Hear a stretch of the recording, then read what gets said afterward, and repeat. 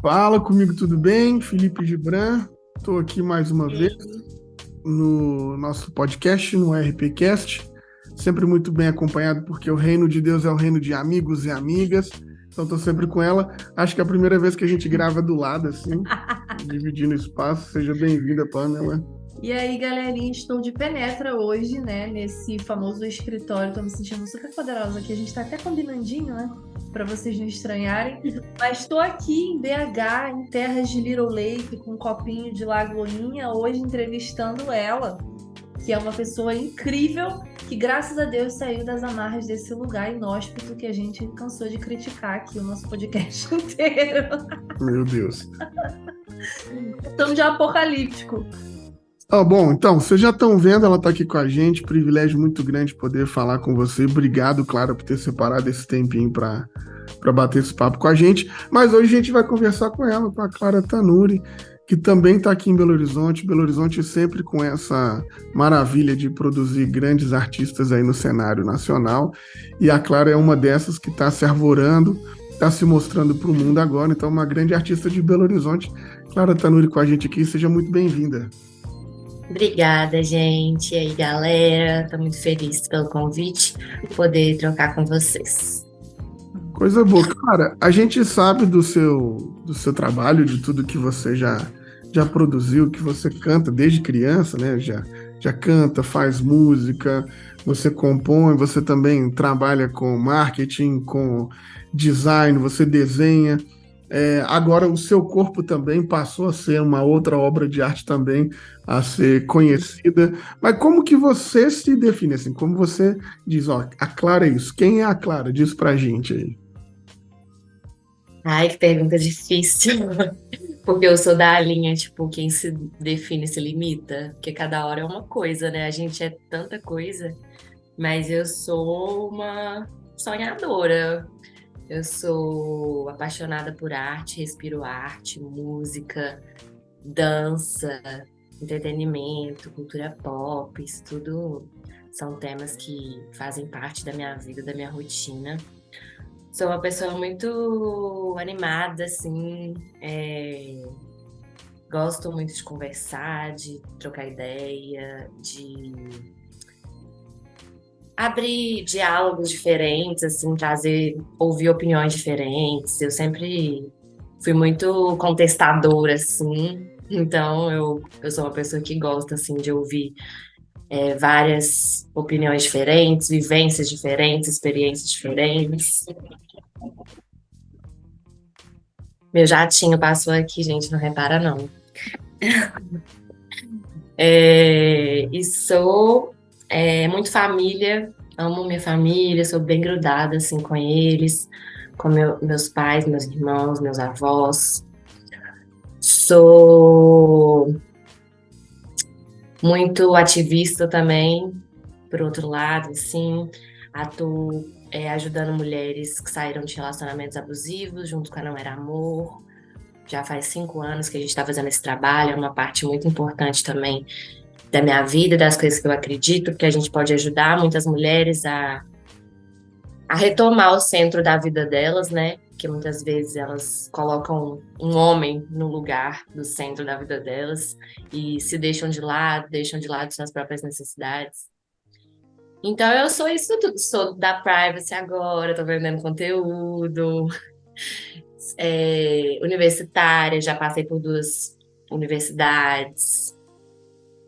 Então é isso tudo aí, mais um pouco. Perfeito, assim, eu já queria começar a nossa conversa com essa fala que você trouxe, que me chamou muita atenção, né? Que a gente, como mulher, não pode ter um homem no centro da nossa vida. E aí eu queria trazer isso para uma abordagem até dentro da religião que a gente cresceu, né? Que assim como você, nós aqui nascemos em berço evangélico, então a gente sabe que existe todo um discurso voltado para o destino de uma mulher.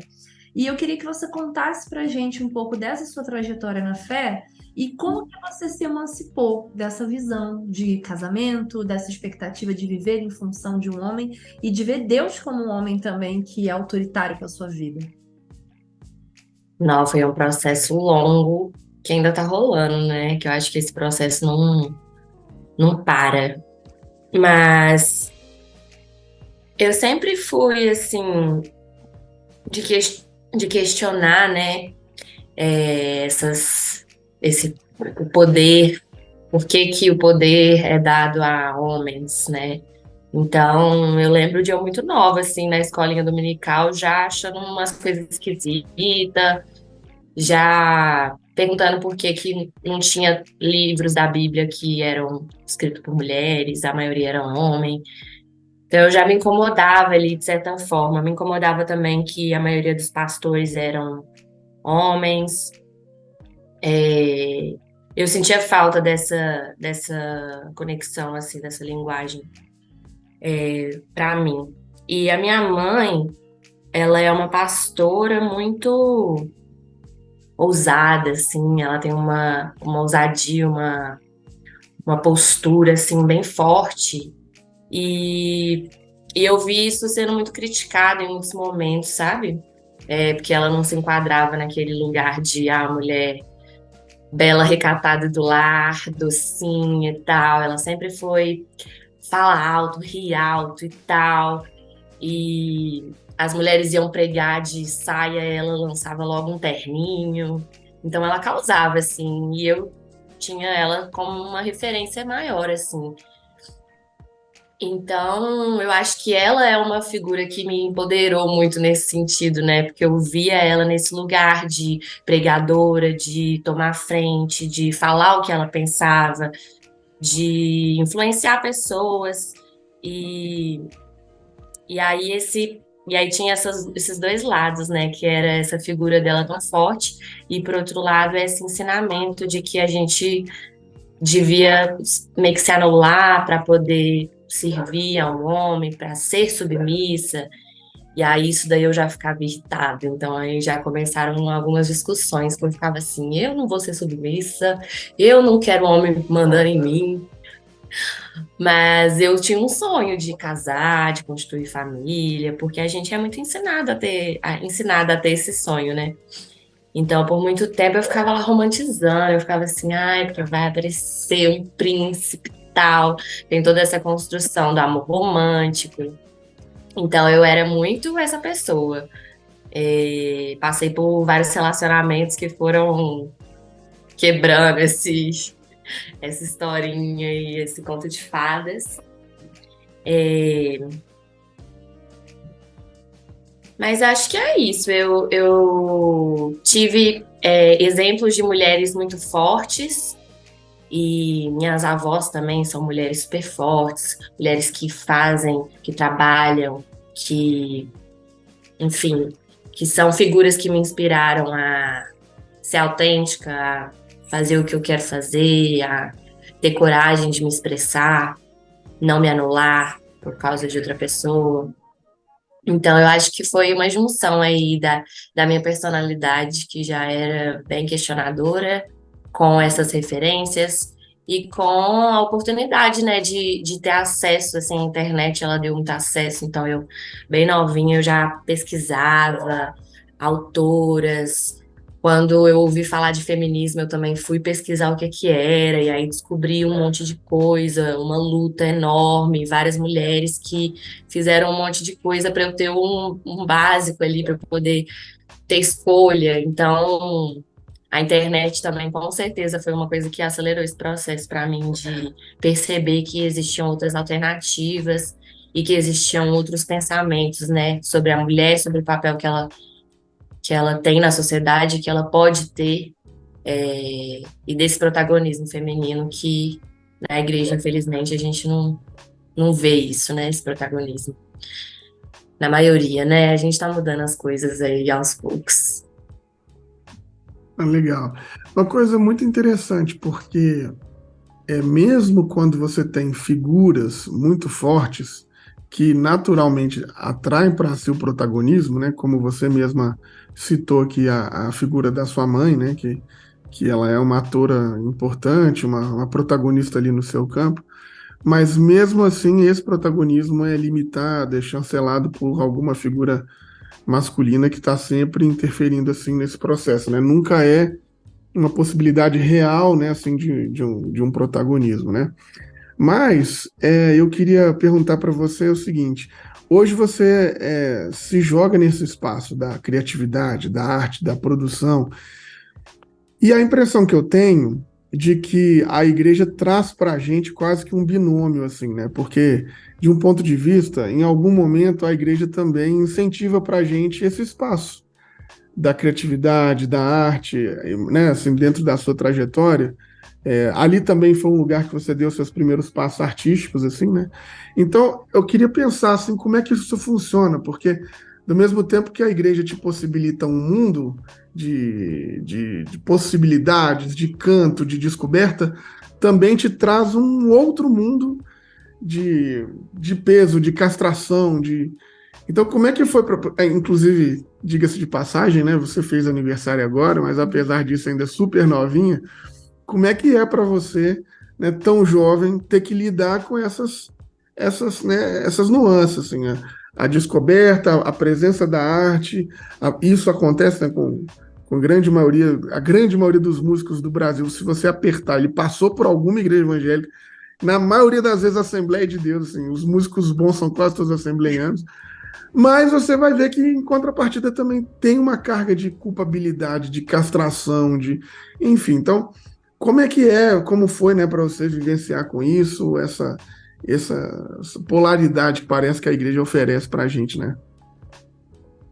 É interessante que você falar isso, porque para mim foi, tipo, a arte foi um ponto muito chave, assim, de virada, porque bem cedo eu descobri que eu queria viver de arte, que eu era artista, e bem cedo eu descobri que ia ser um grande problema para mim querer cantar coisa que não era de Deus, música que não era gospel. Então, lá eu tinha uns 13 anos, assim, eu já comecei a tocar e compor umas musiquinhas. Minhas músicas eram tudo musiquinhas de adolescente apaixonada, né? Aquela coisa, melação. E o povo da escola começou a aprender, cantava comigo, e aí minha família também eu sabia, minha mãe sabia. E até gostavam, até um ponto que chegou assim, que eles perceberam que as músicas eram todas seculares, né? Então rolou aquela conversa assim: ô minha filha, você tem que usar os seus dons para Deus, você não pode usar os seus dons para o mundo, para fazer música do mundo.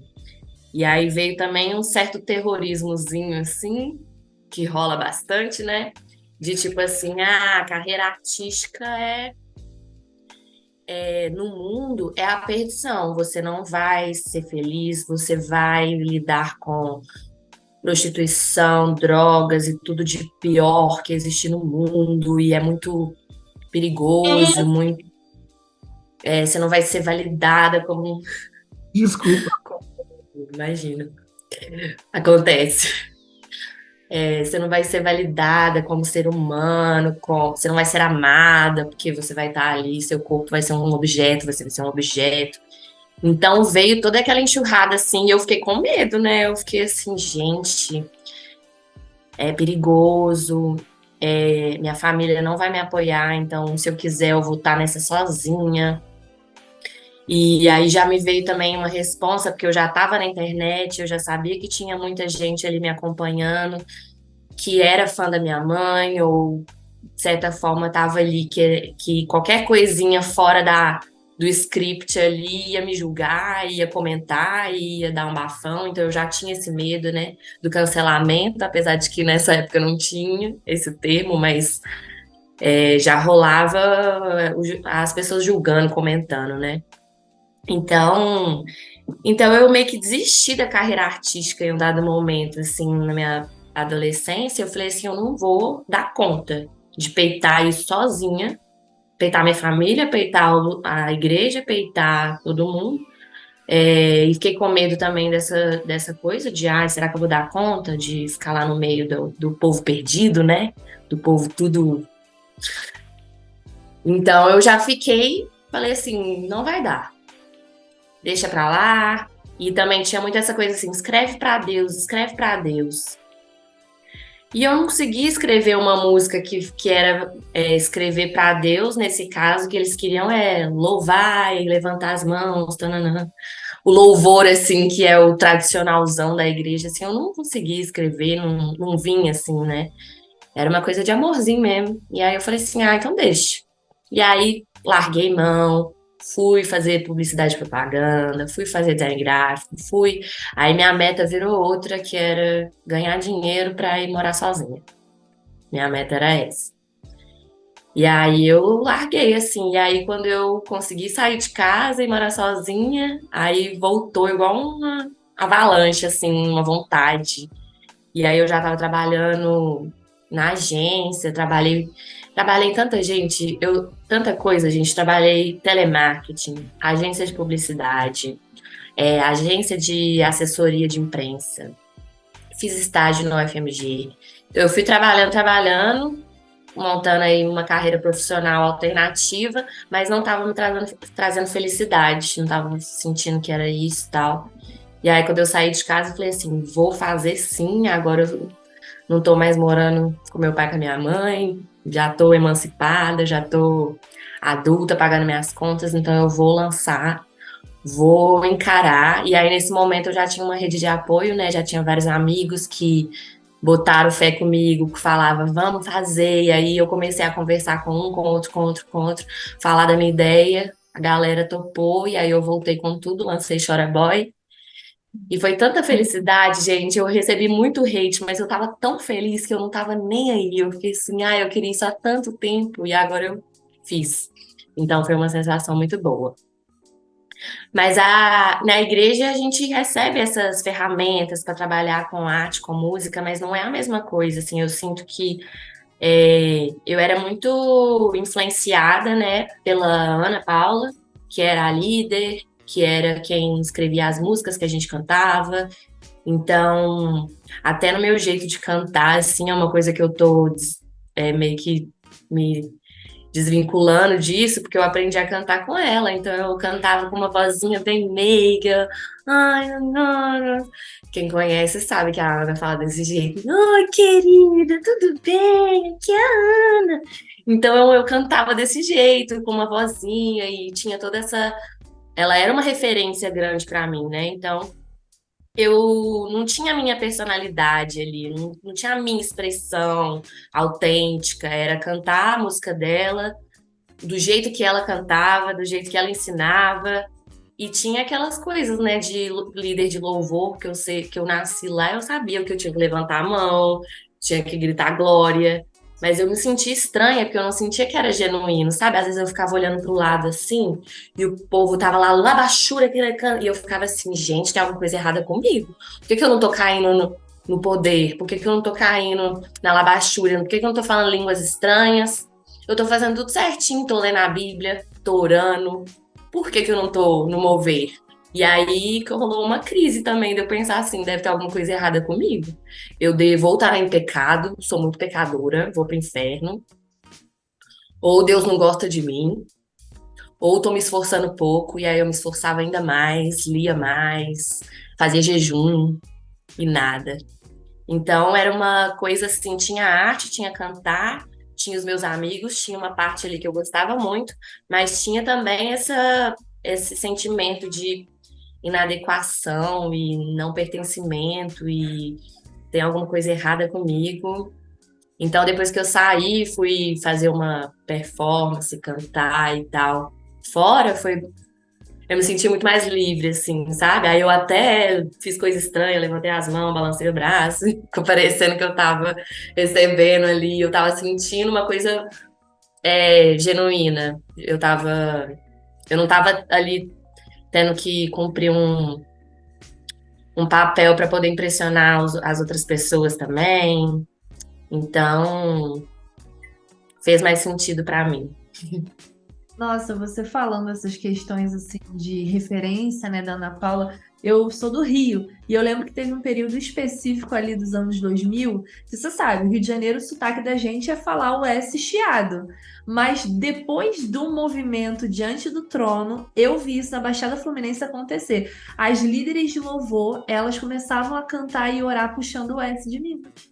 igual a Ana Paula, por tudo que é mais sagrado. Eu imagino o quanto deve ter sido assim complicado para você. Mas aí falando nessa experiência, né, que você teve ali, porque foi o seu primeiro contato com a música, né, suas grandes referências, como é que foi participar do Diante do Trono Kids, assim? Eu acredito que foi um momento que você foi exposta publicamente, né, então tem uma responsabilidade com a imagem, e eu acho que também tem um negocinho da música virar meio que um trabalho também. Então, a sua percepção ali de artista profissional e tal, eu queria que você contasse pra gente como é que era esse rolê. Era um projeto de catequização, assim, tipo, como é que você se sentiu ali? Gente, eu amava, foram anos muito felizes, porque pra mim era meu sonho de popstar, assim, a Disney gospel. Então eu me sentia, assim, famosa, eu e minhas amigas ia lá pro culto, ficava tirando foto com as crianças, sabe? Adorava, ficava lá, adorava cantar. Eu e a Nena, era minha melhor amiga, né? A gente juntava e ficava o dia inteiro cantando, a gente curtia muito isso, ensaiar junto, ir pro ensaio e tal. Então, para mim era muito gostoso nesse sentido, porque eram coisas que eu queria fazer mesmo, né? Era de verdade, assim, essa paixão pela música, pela arte, por atuar, por fazer montação e gravar e tal. Todo o universo fez muito sentido para mim. Essa questão da exposição, eu não entendia tanto, assim, quando eu era criança. Quando eu virei adolescente, que eu comecei a entender assim, a dimensão, porque aí eu tinha Orkut, aí tinha uns comunidade de fã-clube no Orkut, eu ficava assim, gente, eu tenho fã-clube, que isso? Aí que eu comecei a entender, assim, mais ou menos. E eu nem via como um trabalho também, assim, eu via como ministério, né? Tanto é que, ultimamente, eu comecei a dar umas problematizadas que não tinha problematizado antes, que eu não recebi nada para fazer. Eu não recebi um salário, nem meus pais. Então, era uma coisa voluntária, né? E eram crianças, então vou deixar vocês concluírem aí Alguém, sozinhos. alguém recebeu, né? Alguém recebeu. E aí, no momento, nem passava pela minha cabeça, porque se eu tava gostando, tava achando divertido, tava recebendo um certo reconhecimento e tal, então pra mim tava tudo certo. Aí depois de adulta, que eu parei pra pensar e falei assim, acho que teve umas problemáticazinhas. Aí você foi literalmente usada por Deus. Olha que coisa maravilhosa. Seu galardão Foi usada mesmo. Oh, meu Deus, pois é, complicado. Mas, mas deu uma base, assim, também de entender esse universo para eu querer trabalhar com isso, né? Então, me deu muita noção, assim, de como que acontecem gravações, estúdio, roteiro, todo esse processo, assim, de criação de algum trabalho audiovisual, me deu bastante repertório, assim. E aí? Essa chocou, hein, gente? Eu tô em choque, assim. Eu queria muito saber como é que foi, assim, que, tipo, tem um momento, tem um evento canônico na vida de todo crente, criança, né? Quando a gente escuta música secular e a gente fala, meu Deus, essa música é muito boa, eu não consigo parar de ouvir. E é claro que a gente faz isso escondido dos nossos pais. Eu lembro que o momento da minha vida, assim, o auge foi quando eu tive contato com o DVD Trax de hip hop, que aqui no Rio não, né? Lá no Rio, a galera vendia, né, esses clipes do Ja Rule, da Alicia Keys e tal. E aí eu comprei escondido do meu pai e fui ouvir. E aquilo ali foi um marco na minha vida. Eu falei assim, meu Deus, é isso que eu quero ouvir pro resto da minha vida. E você, quem foram assim, as suas referências no pop que te ajudou a compor ali na sua adolescência, a entrar nessa arte fora do universo gospel? Eu também via tudo no sigilinho, gente. Eu ficava lá escondida, esperava minha mãe sair de casa, ligava a rádio, ficava lá assim, ó, querendo ouvir tudo, querendo saber de tudo. E tinha algumas assim que me marcavam mais na época, que era a Kelly Key, que ela Maravilhoso. tava bombadona na época e eu era muito fã. E teve a Xuxa, né? Que a Xuxa era completamente proibida. E eu lembro uma vez que a minha mãe me pegou cantando Hilarie com um grupo de amigas e eu fiquei de castigo. Isso daí foi um evento canônico também. Ela me pegou no flagra, gente. Pensa lá, Hilarie, Hilarie. Aí olha pro lado da minha mãe assim. Aí eu, Nossa. acabou pra mim. E teve as divas internacionais, né? Porque eu criei uma estratégia. Meus pais não deixavam ouvir música do mundo. Aí eu comecei a ouvir música do mundo em inglês, que aí eles não sabiam. E aí eu se perguntava, que letra que é essa aí? Aí eu inventava um trem, falava que era Glória a Deus, Aleluia. E colava, colava. E aí isso foi ótimo, porque eu aprendi muito inglês por causa disso. Tipo assim, meus pais não falavam inglês e eu e todos meus irmãos falamos. E tem muito a ver com essa minha disposição em passar a perna, assim, de certa forma, né? Ouvir escondidinha. E aí teve a Britney, muito forte, que eu adorava. E a Beyoncé, Lady Gaga depois. A Lady Gaga pra mim foi tudo, assim. E eu lembro que quando ela começou, assim, a estourar, ela era muito estranha, né? Aparecia meio bizarro, umas coisas tipo, ai, vestido de carne e tal. E aí eu lembro de eu falando mal com a minha mãe, assim, falando assim, você viu aquela doida, não sei o quê. E aí, escondidinho, eu ficava lá assim, nossa, essa mulher é uma lenda. Achando muito bafo, porque tava todo mundo falando sobre ela. Eu ficava assim, aposto que ela fez de propósito, pra causar mesmo. E aí, isso tudo o universo pop tem muito disso, né? Impactar de alguma forma e tal. E acho que essas foram as principais, assim. Olha, tem uma Aí coisa depois tem outras. interessante, assim, acho que na trajetória de quase todo mundo, assim, a gente que acaba rompendo com o fundamentalismo, que vai ter uma outra perspectiva, na grande maioria das vezes a gente acaba, inclusive, rompendo, obviamente, com aquele espaço, e aquele espaço, às vezes, é um espaço que a gente cresceu, que a gente fez amigos, enfim. Muitas vezes também é um espaço familiar, então, às vezes, romper com o fundamentalismo para poder viver uma perspectiva de liberdade significa também perder, muitas vezes, né, o contato com a família, enfim. Eu mesmo hoje relaciono com a minha mãe, infelizmente, de uma maneira muito protocolar, porque qualquer segunda frase que a gente dá, ela já fala logo de Bolsonaro e de que eu tenho que converter a Jesus e tal, que não sei o quê, que gay vai para o inferno. Então, para a gente conseguir ter uma frase, eu prefiro não ter duas, né? Então a gente fica só em uma, porque aí então. Mas isso, infelizmente, às vezes a gente acaba lidando com isso, a gente acaba aprendendo a viver com isso. Mas é uma dor, é um trauma, é uma dificuldade da gente ter que, para ser quem você é, muitas vezes precisar de abrir mão de uma convivência com pessoas que a gente ama e tudo mais. Hoje, a distância, assim, observando você, aparenta que você é uma pessoa bem resolvida da sua experiência fora da igreja, com a sua sexualidade, com o seu corpo, com a sua música, com a sua arte. Mas eu imagino que esse caminho não deva ter sido só flores até você chegar a ser essa mulher forte, potente como você é. Em algum momento, como é que foi isso, assim, essa decisão de romper? Romper com o quê? Com a igreja, com a família, em rompendo, como é que foi que você se encontrou, se sentiu só, não?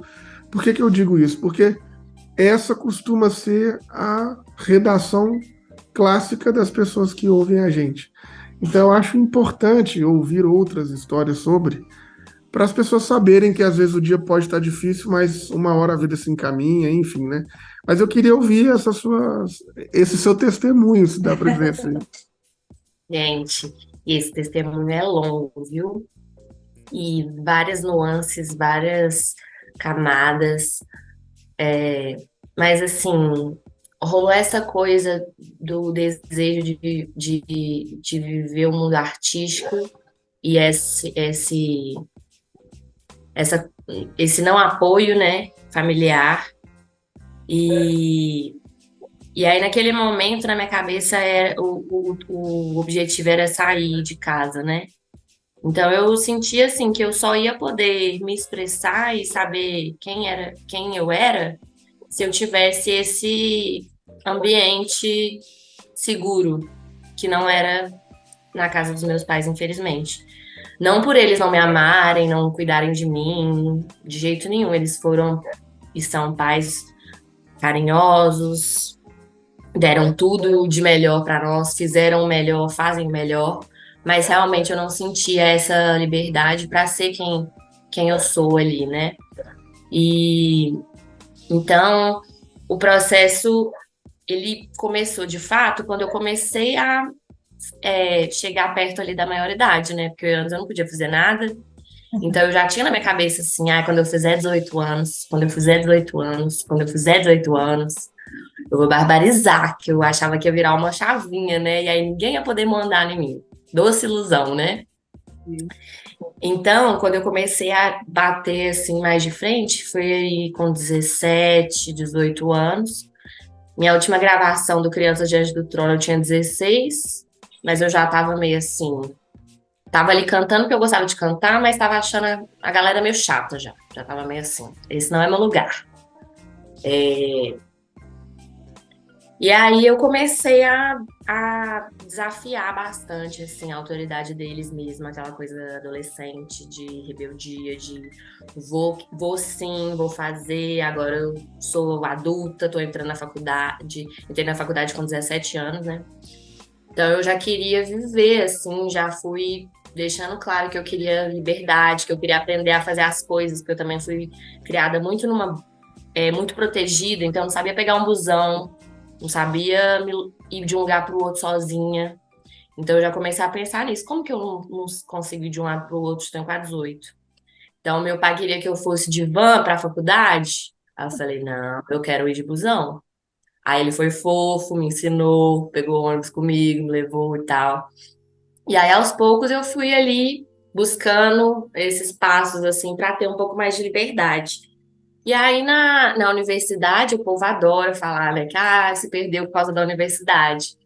Porque realmente é um lugar que se abrem as possibilidades para você conhecer outras é, realidades de pessoas com famílias diferentes, religiões diferentes, crenças diferentes, estados diferentes. Então, amplia a sua visão de tudo, né? Você vê assim, isso aqui que eu estava vivendo não é tudo que existe. Existem várias coisas, várias formas de viver, de amar e tal. Então, realmente a universidade ela dá para você essa essa virada assim de acessar outras coisas, ainda mais quando você é muito privado, né, de ter relacionamento com outras pessoas que não são da igreja, de pessoas que acreditam em outras coisas. Então, veio a universidade, e aí eu comecei essa coisa que eu falei com vocês, de pesquisar muito na internet. Então, eu pesquisava feminismo, pesquisava sobre vários temas, pesquisava sobre bissexualidade. Então, eu fiquei muito tempo pesquisando, pensando assim, será que eu sou? Eu acho que eu sou. Até chegar num momento de falar assim, beleza, acho que eu sou mesmo, então vamos para a prática, louca. E aí eu comecei a namorar, e aí teve esse relacionamento também me ampliou muito a minha visão, porque era um, uma pessoa mais velha do que eu e que tinha muitas coisas assim para me trazer, e era uma pessoa que era muito do carnaval, de rua, da música popular brasileira, então eu comecei a transitar nesse ambiente assim. E comecei a me apaixonar, assim, com carnaval mesmo. Foi uma coisa que deu a viradinha, porque antes eu morria de medo, achava que era tudo de ruim, achava que era tudo de péssimo, sentimentos horríveis, coisas horríveis acontecendo.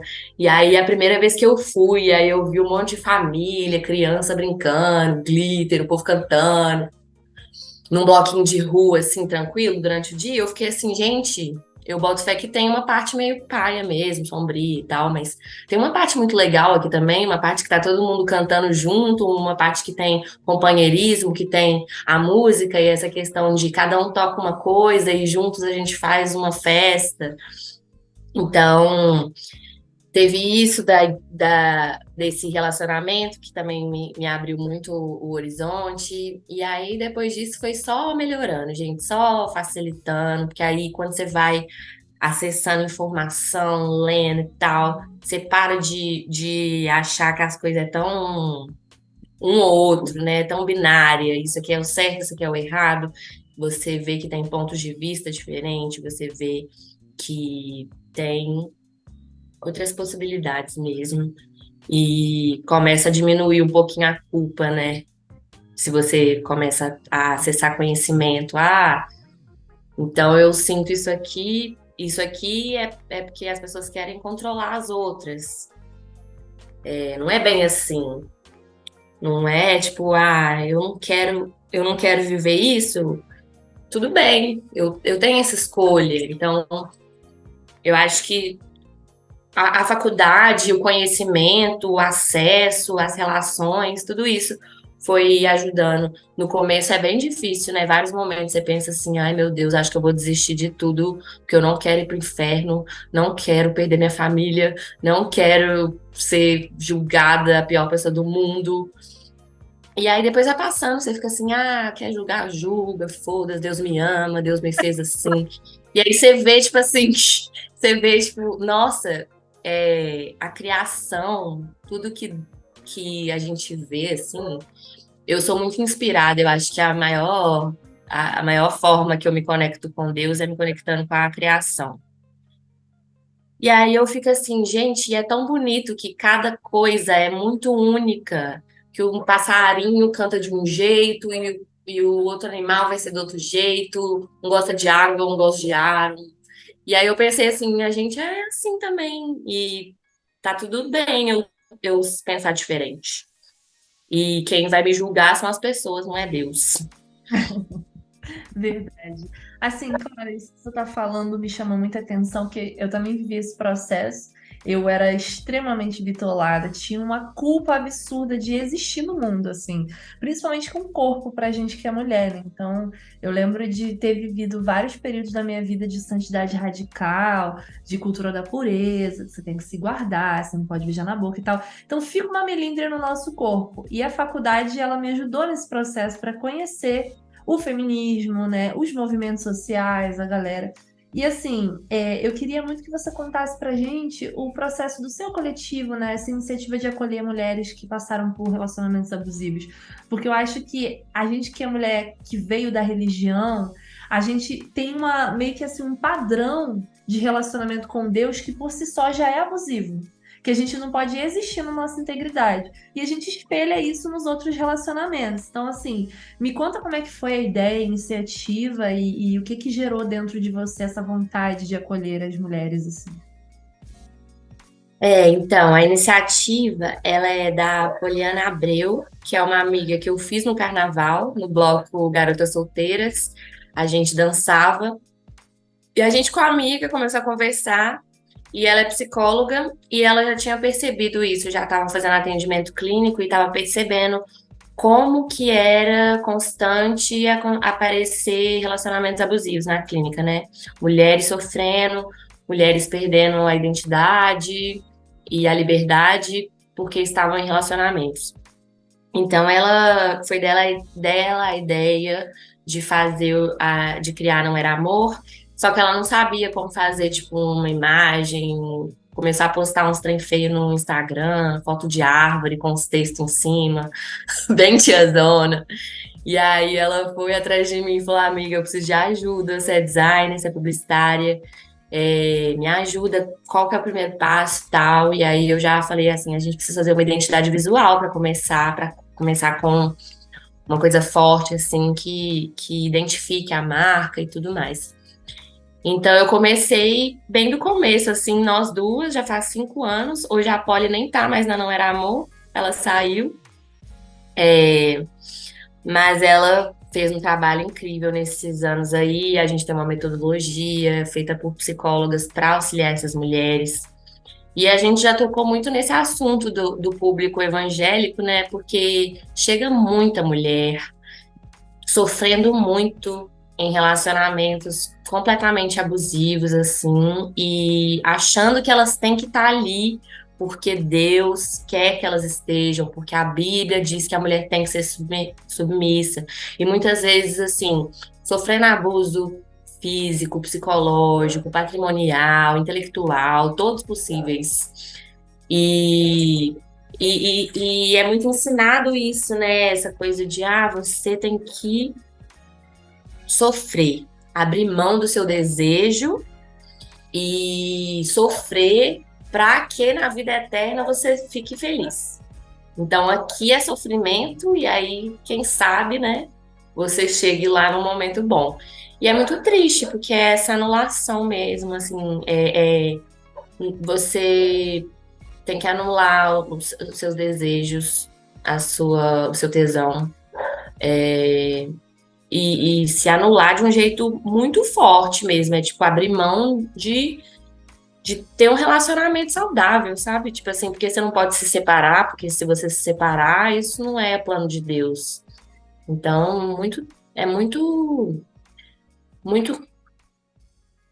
cruel mesmo, eu acho. Tudo isso que é todo esse controle, né, que a igreja fundamentalista coloca em cima da mulher, de ter que passar por coisas muito difíceis e dando glória a Deus e feliz, sabe?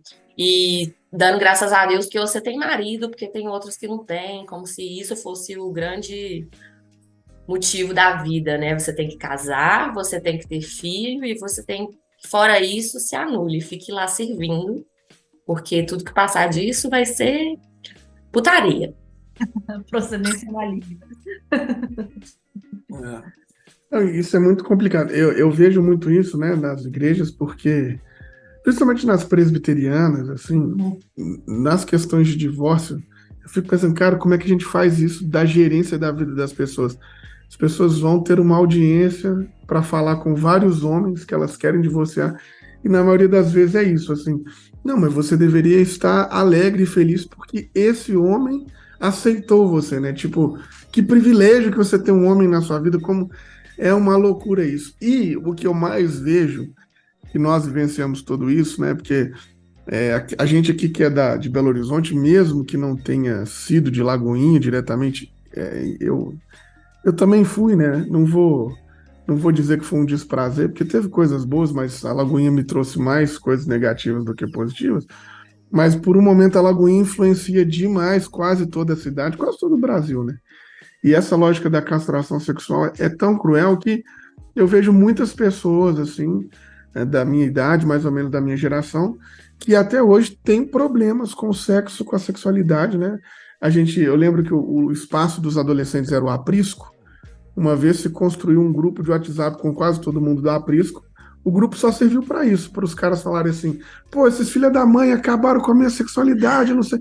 O grupo foi só de desaguar o tanto que a castração é ruim, e você vê esses casos, né, de vaginismo, enfim, que é levado por conta da igreja. E aí, a gente vai pensando sobre isso, que depois que a gente se liberta também, a gente pensa, cara, mas cada bobagem que a gente vivia. E acho que nesse momento agora, talvez seja um momento que você esteja madura, segura, mulher, para fazer uma ideia de corpo, erotismo, sexualidade, sensualidade, porque eu acho que é mais ou menos isso que eu estou vendo você caminhar lá para as suas mídias, para o seu trabalho também. Então, como é que você está pensando isso, né? Vai quase que de um extremo a outro, mas parece que esse extremo agora é um extremo mais contente, né? Um extremo mais seguro, um extremo feliz, que afinal de contas, sexo, erotismo, sexualidade é bom para todo mundo, né? Sim. Foi muito difícil chegar nesse ponto, assim. Eu achava que quando eu descobri, assim, eu fui num acampamento de jovens e começaram a falar sobre masturbação e que masturbação era pecado. Aí nesse dia eu falei assim, eu vou pro inferno mesmo, galera, não vai ter jeito pra mim. Beijos. E assim, adolescência, galera, adolescência, isso daí é tudo normal. E aí eu pensava que tinha algum problema comigo. Eu ficava assim, eu sou muito pra frente. Eu tenho que segurar, eu tenho que orar, eu tenho que jejuar, eu tenho que fazer o que tiver pra dar uma quietada.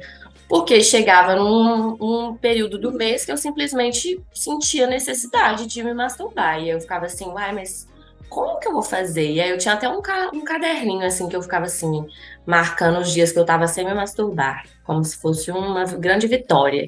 E aí, quando eu ovulava, né? Aí eu ia lá e me masturbava, e aí eu ficava aqui. Quando acabava, eu já tava assim, chorando, Deus, me desculpa. Aquele desespero, né?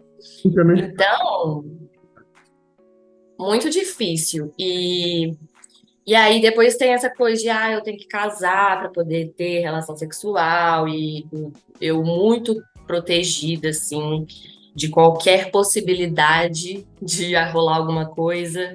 Meu pai era meu professor na escola, então ele ficava igual um guarda-costas, assim, sabe? Ia comigo no escolar de mãozinha dada, voltava comigo. Então era tipo assim, não tinha vez para ninguém chegar perto, eu tava intocável mesmo. Mas aí o corpo chama, né? E aí eu fui o processo, e aí eu li aquelas revistas escondidas, assim, Capricho. Aí tinha lá um médico na Capricho falando: se masturbar é bom, é um autoconhecimento, taranã. Eu ficava assim, ué, tem alguma coisa errada. E aí eu já ia no Google também, ver mais um pouco, aí procurava outra fonte, outra fonte. E aí eu tive esse primeiro namorado que eu perdi a virgindade e tal, e foi uma grande. E aí tem essa mito da perdeu a virgindade, né? Porque eu já estava com uma vida ali sexual começando, mas a gente tem essa bobeira, né? Dessa marca, assim, de. E por um lado eu achei bom que foi tarde, assim, porque eu acho que é bom que seja mais tarde mesmo, que a gente curta bastante a infância, a adolescência, pense em outras coisas antes de pensar nisso.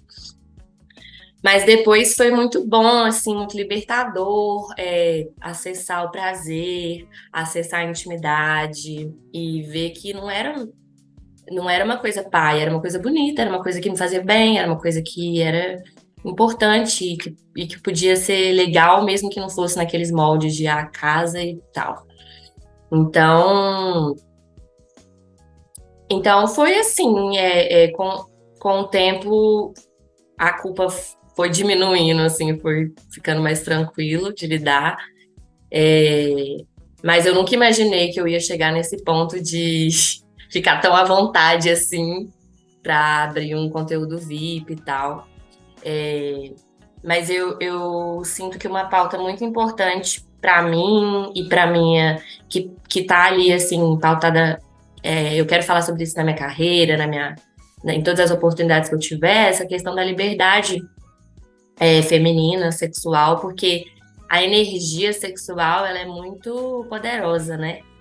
Então ela te dá uma força quando você tá com uma vida sexual bacana, tá transando, tá gozando, tá ótimo. Você tem mais disposição para fazer as coisas, você tem mais força de ação. E isso é científico. Então, quando eu descobri essa coisa de me traz benefícios, vontade de viver, eu que lido com depressão há anos, para mim foi muito importante essa descoberta de como que essa energia sexual pode me curar mesmo, me ajudar a me posicionar, a ter mais sangue nos olhos, assim, sabe? Então, é por isso que eles tentam tirar isso da gente, né? Porque a mulher que ela não tá gozando, ela tá triste, ela tá sem brilho no olhar, não tá. Nem todas, né? Mas assim, rola isso de se a gente é privada de dar prazer para nós mesmas, a gente fica querendo só dar prazer pro outro, pro outro, pro outro fazer e acontecer e mostrar. E a gente pode colocar essa energia na gente, né? Não, nem precisa de ter um parceiro, você se tocando mesmo, como um ritual de autocuidado, de validar que isso é parte da experiência humana, esse tesão, esse prazer. E quem sabe também um dia chegue um momento que eu seja mãe, que eu gere, e aí vai ser ótimo também é, ter essa parte, mas não anula a parte de ter prazer mesmo, né? A gente é bicho, a gente tem tesão, a gente Acho que tem que conversar mais sobre isso, porque aí fica isso. Ou é uma baixaria, uma coisa suja, uma coisa que desmoraliza a mulher, ou é tipo, não pode, não tem. E a gente tem que entrar no meio termo aí, entender que a vida sexual com respeito, com autocuidado, com afeto, pode ser incrível, ótima e ajudar em várias áreas da vida, né? Ai, perfeito isso que você está colocando. Eu estava falando dia desses, assim, como que essa coisa da repressão sexual nas igrejas evangélicas colabora para a gente tanto ali viver violência sexual por falta de conhecimento do que é consentimento, de enxergar o sexo como uma expressão afetiva também, não dentro do matrimônio, mas tipo até na casualidade, né? Tipo, a minha grande dificuldade quando eu saí do meio fundamentalista era isso, meu Deus. Então, sexo casual é só putaria? Como é que eu lido com essa questão? E a gente vai aprendendo. Eu acho fundamental você trazer isso, até porque a questão do sexo como uma força criativa, mano, é fundamental e emancipadora, porque a gente também passa por aquele processo de sair da amarra da igreja e aí a gente fala, tá, agora eu não sou mais uma santinha, eu não sou freira, então eu tenho que chegar chegando. E aí, ao invés de, tipo, se autoconhecer, a gente vai performando uma sexualidade pro outro que a gente aprende com pornografia, que também é lamentável, né? Que não tem nada a ver com a autonomia feminina. Mas assim, fico assim muito grata com tudo isso que você está falando. Acho que rola muita identificação assim com o nosso público. Eu fico feliz de você ter sido uma pessoa que estava nesse meio para ser um produto de uma pessoa que seria embaixadora de um conservadorismo, de uma amarra, de uma imagem feminina padronizada, e você está mostrando que é possível viver essa diversidade. E aí, assim, pena que o papo tá acabando, mas para ir fechando, eu queria saber da sua produção nova, como é que tá os seus caminhos de trabalho. Eu sei que você tá produzindo muita música boa por aí, e queria que você falasse um pouquinho pra gente desses projetos. Então, gente, a carreira artística é difícil, menina. É difícil fazer as coisas. Mas eu tô muito feliz porque é, vai fazer um ano agora que eu lancei meu primeiro EP, chama Pseudodrama. E foi um projeto, foi o maior que eu já fiz até agora. Eu tô ensaiando para fazer um álbum em breve. E foi muito gostoso o processo, criativo, trocar com outras pessoas, e trazer minhas referências. Eu tentei explorar vários estilos que eu gosto. Tem um pouco de R&B, aí tem uma coisa mais popzão, eletrônico. Então tá bem legal, fiz visuais. E, e agora eu tô com outros projetos assim. O caminho eu tô olhando pro álbum, né? Que é o meu primeiro álbum. Tô ansiosa para chegar esse momento, Tá bem mas legal. tô me preparando ainda. Tô fazendo umas coisas bem diferentes, umas coisas de pop house, pisadinha eletrônica, umas coisas assim, ó. Adoro. E mas é um processo bem difícil para o artista independente, que depende de várias pessoas para acontecer. É, mas eu faço de tudo um pouco, né? Eu trabalho um pouco com design, agora eu tô com a produção de conteúdo, então tudo converte assim na estética e na comunicação e nos temas que eu quero trazer. As músicas são composições minhas, a maioria, só tem uma que não é, que é pedaço por pedaço. E eu tenho falado de coisas mais da minha rotina, assim, de paixão, de ter um pouco de autoajuda, assim, umas musiquinhas de, sabe? Aquele dia que você acorda borocochô e precisa ouvir uma musiquinha pra dar uma levantada. Aí você escuta Serena e Radiante, Clara Tanuri. E no álbum eu quero muito trazer essa coisa mais pessoal, assim, e esse grande tema da minha vida, que é essa mudança de pensamento e essa transformação constante. Então, quero deixar todo mundo aí na expectativa pro álbum, mas enquanto não chega, podem ouvir lá o meu pseudodrama. Vai ter lançamento esse ano. Hoje de manhã eu estava no estúdio gravando uma nova, que vocês vão amar também, que fala sobre relacionamento também. Eu sou uma mulher muito intensa, gente apaixonada, e tem muita música de amor e relações. E é isso, agora eu tô montando meu show, vou fazer show dia 23. E tá nos meus planos fazer mais shows nesse semestre, no ano que vem, porque eu tô morrendo de saudade dessa coisa de trocar presencial, né? Que a gente tá retomando aí. Então, eu espero encontrar vocês por aí nesses shows e nesses encontros. E quem quiser me acompanhar, pode me seguir lá no Spotify, na Deezer, no YouTube. Tô em todas as plataformas. Perfeito. Bom demais, Clara. Quero te agradecer aí por esse papo.